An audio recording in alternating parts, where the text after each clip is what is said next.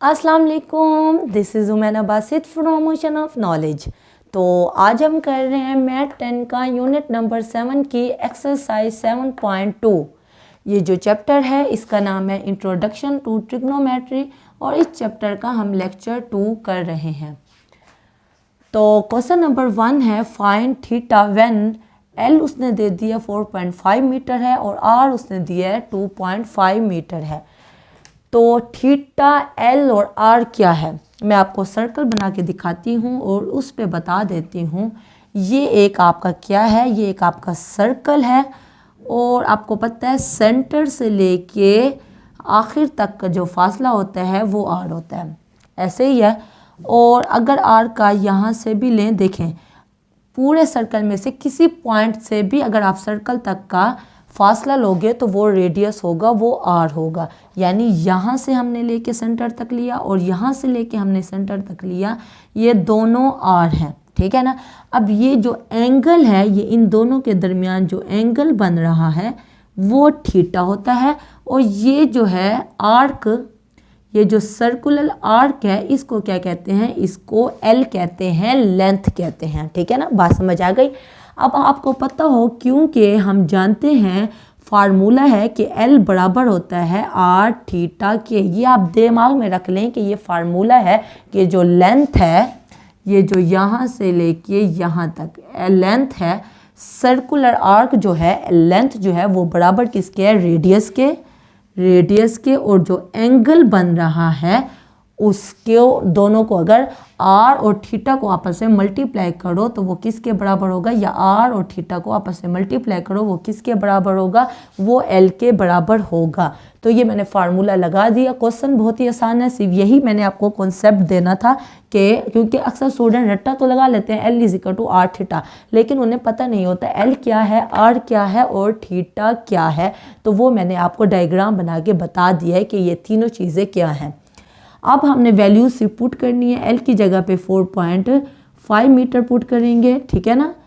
4.5 ये क्वेश्चन में गिवन है और आर की जगह पे 2.5 मीटर पुट करेंगे और थीटा हमें मौजूद है।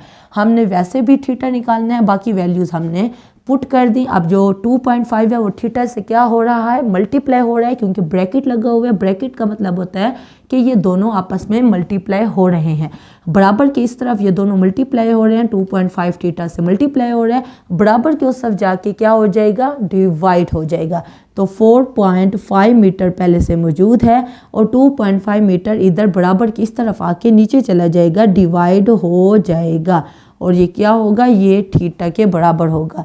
जब 2.5 को 4.5 से कट करेंगे, कैलकुलेटर उठाएं, 4.5 डिवाइडेड बाय 2.5 लिखें तो थीटा की वैल्यू आ जाएगी 1.8 रेडियंस और ये आपका आंसर है। उसके बाद हम क्वेश्चन नंबर 3 देखते हैं, वो भी बिल्कुल ऐसे ही है। इसमें हमने रेडियस को फाइंड आउट करना है, यानी कि ये जो सेंटर तक सर्कल का फासला है, एल उसने दे दिया 4 सेंटीमीटर, यानी उसने एल हमें दे दिया है। और थीटा ये जो एंगल है दोनों के दरमियान वो भी दे दिया 1/4 रेडियंस है। हम फार्मूला यही यूज़ करेंगे, हम लिखेंगे क्योंकि, इसका मतलब होता है क्योंकि, because L is equal to R theta. L की जगह पे हम 4 सेंटीमीटर लिख लेते हैं, आर हमने मालूम करना है वो वैसे आ जाएगा और थीटा की जगह पे 1/4 रेडियंस आ जाएगा, ठीक है। 4 यहाँ नीचे मौजूद है, जब उधर जाएगा तो 4 ऊपर मल्टीप्लाई हो जाएगा। देखें 1 जो है वो ऊपर लिखा हुआ है, 4 जो है वो डिनोमिनेटर में लिखा हुआ है। जब बराबर के इस तरफ आएगा तो 4 ऊपर आ जाएगा और 1 नीचे आ जाएगा। तो 4 को मल्टीप्लाई करेंगे इस 4 के साथ, जब बराबर की इस तरफ आएगा और 7 सेंटीमीटर आ रहा है और ये हमारे पास आर मौजूद है। क्योंकि ये वैल्यू इधर चली गई, 1 को नीचे लिखने की ज़रूरत नहीं होती, तो बस 1 नहीं लिखा, 4 को 4 से मल्टीप्लाई किया तो 16 सेंटीमीटर आ गया आर। और आप इसको इस तरह लिख सकते हो, R is equal to 16 centimetre. और ये आपका आंसर है क्वेश्चन नंबर 3 के फर्स्ट पार्ट का। तो क्वेश्चन नंबर 1 और क्वेश्चन नंबर 3 के बाकी सारे पार्ट बिल्कुल ऐसे हैं, बस आपने ये वाला फार्मूला यूज़ करना है और वैल्यूज़ पुट करनी है।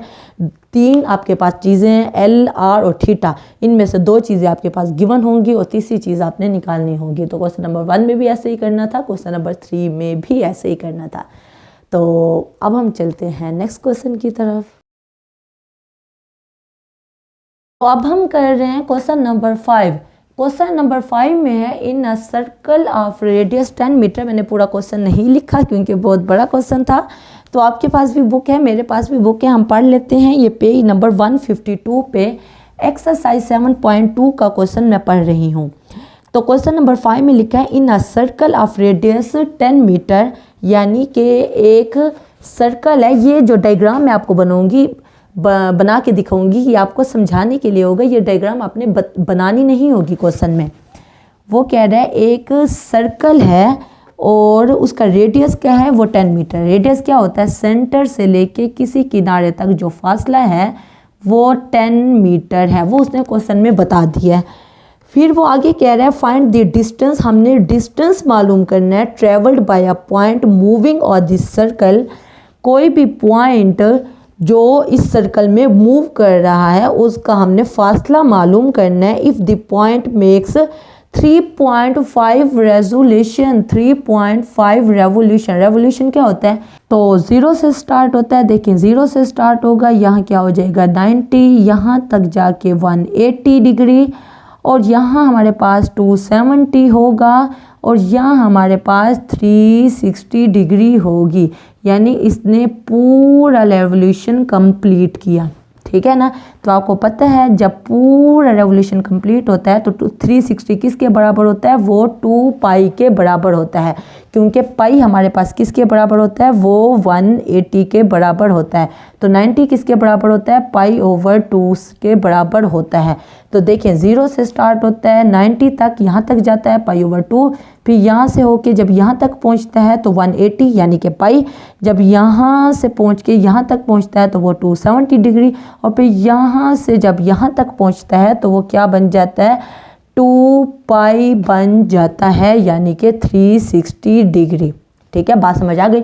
अब उसने कहा रेवोल्यूशन 3.5 रेवोल्यूशन किया उसने, यानी कि यहाँ से स्टार्ट हुआ है एक रेवोल्यूशन, ठीक है, फिर उसके बाद फिर स्टार्ट हुआ है दूसरा रेवोल्यूशन, फिर उसके बाद स्टार्ट हुआ है तीसरा रेवोल्यूशन, तीसरा चक्कर उसने लगाया है, फिर 3.5 रेवोल्यूशन है। तो इसका मतलब है तीसरा करने के बाद चौथे तक वो यहीं आके रुक गया, उसने पूरा कंप्लीट नहीं किया, पूरा चक्कर कंप्लीट नहीं किया। उस पॉइंट ने कितने रेवोल्यूशन, कितने चक्कर लगाए हैं, 3.5 रेवोल्यूशन लगाए हैं। ठीक है, बात समझ आ गई। अब हमने इस क्वेश्चन को करना है, इस पॉइंट को समझना अहम था। क्वेश्चन तो बहुत ही आसान है, उसने ब्रैकेट में वैसे ही बता दिया। 3.5 रेवोल्यूशन का मतलब होता है 7 पाई, क्योंकि एक चक्कर किसके बराबर होता है, वो 2 पाई के बराबर होता है। देखिए यहाँ से स्टार्ट होता है, पूरा चक्कर लगाता है यहाँ तक 360 किसके बराबर होता है, 2 पाई के। तो 2 पाई के बराबर होता है। अब जो उसने 3.5 रेवोल्यूशन लिए हैं, सबसे पहले हम रेडियस लिख लेते हैं, वो उसने बता दिया है, वो 10 मीटर है।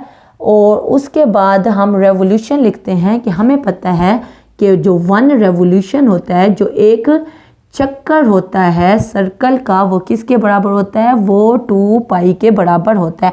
ये मैंने आपको समझाने के लिए लिखा है, ये आपने क्वेश्चन में नहीं लिखना है ये काम, ठीक है ना। एक चक्कर 2 पाई के बराबर होता है, तो उसने कहा है 3.5 रेवोल्यूशन किसके बराबर होंगे, तो वो हम क्या करेंगे, 2 पाई को 3.5 से मल्टीप्लाई कर देंगे, क्योंकि एक चक्कर 2 पाई के बराबर है, 3.5 रेवोल्यूशन है, 3.5 चक्कर हैं, तो 3.5 को हम 2 पाई से मल्टीप्लाई कर देंगे।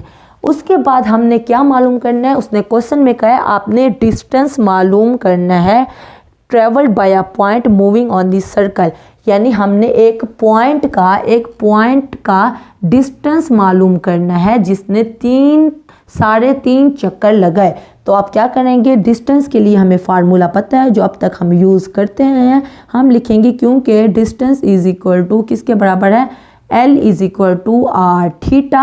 अब आर हमारे पास मौजूद है, वो क्या है 10 मीटर, और थीटा भी हमारे पास मौजूद है, एंगल भी हमारे पास मौजूद है जो ये निकला हुआ है।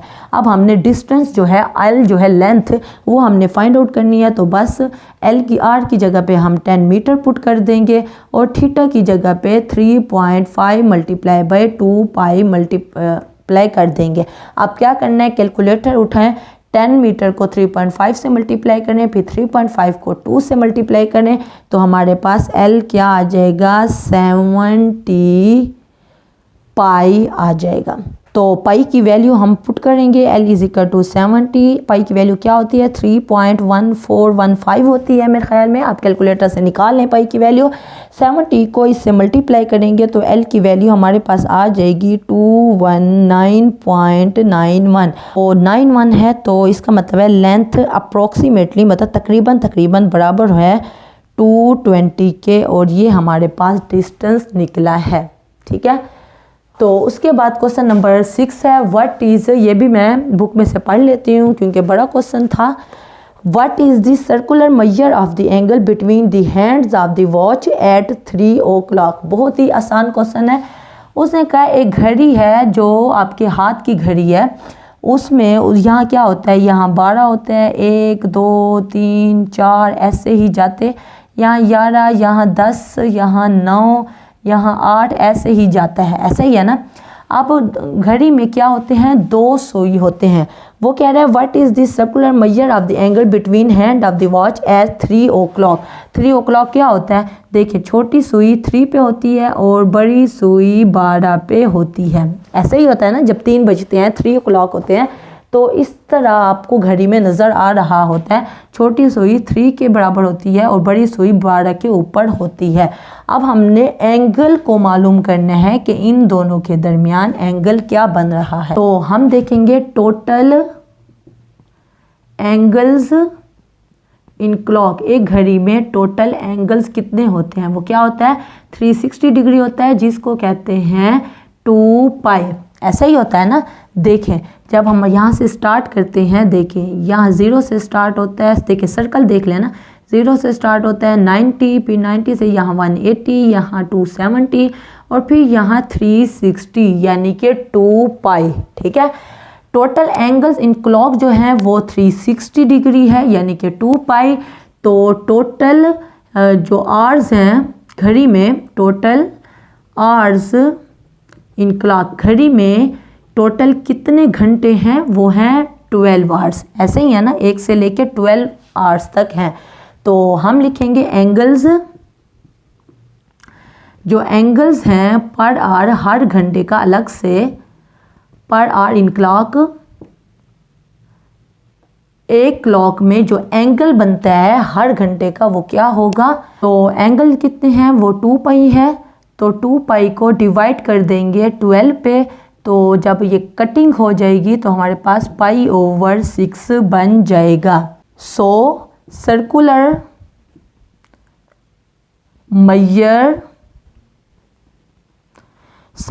Major of angle at 3 o'clock। 3 o'clock पे क्या मेजर होगा, तो हम क्या करेंगे, 3 को मल्टीप्लाई करेंगे किसके साथ, π/6 के साथ। तो जब मल्टीप्लाई करेंगे तो ऊपर नीचे ये कट हो जाएगा, हमारे पास π/2 बन जाएगा आंसर। तो हमारे पास जो आंसर है वो π/2 है। ये घड़ी मैंने आपको समझाने के लिए बनाई है, ये आपको बनाने की ज़रूरत नहीं है। देखें वैसे भी हमें पता चल रहा है, देखें जब यहाँ 0 से स्टार्ट होता है तो यहाँ से लेके यहाँ तक जब पहुँचता है तो वो 90 का एंगल ही बना रहा होता है। तो 90 डिग्री किसके बराबर होता है, π/2 के। तो हमारे पास आंसर π/2 ही आया है, 90 डिग्री आया है। तो देखें ये दोनों वैसे भी परपेंडिकुलर हैं, दोनों सुई ये नीचे है और ये परपेंडिकुलर है, तो ये जो एंगल बन रहा है ये 90 डिग्री का बन रहा है, यानी कि π/2 ही बन रहा है। तो क्वेश्चन नंबर 6 और क्वेश्चन नंबर 5 मैंने आपको करवा दी हैं। ये एक्सरसाइज थोड़ी सी लॉजिकल थी लेकिन क्वेश्चन आसान है। तो मैंने आपको समझाया है, ये आपने क्वेश्चन में नहीं लिखना, ये जस्ट मैंने आपका कॉन्सेप्ट क्लियर करने के लिए बताया। आपने क्वेश्चन में बस ये वाला पार्ट करना है और बस ये वाला पार्ट करना है। तो मैंने बड़ी डिटेल से आपको ये एक्सरसाइज करवाई है। उसके बावजूद कोई कन्फ्यूजन हो, कोई मसला हो, कोई बात समझ ना आई हो तो आप नीचे कमेंट में पूछना, मैं इंशाल्लाह नेक्स्ट क्लास में या कमेंट बॉक्स में उसका डेफिनेटली जवाब दे दूँगी। तो अगर आप मेरे चैनल पे नए हैं तो प्लीज़ मेरे चैनल को ज़रूर सब्सक्राइब करें, और अगर आपको मेरी वीडियो थोड़ी सी भी इंफॉर्मेटिव लगी है तो मेरी वीडियो को ज़रूर लाइक करें। तो फिर मिलेंगे नए लेक्चर के साथ। अल्लाह हाफ़िज़।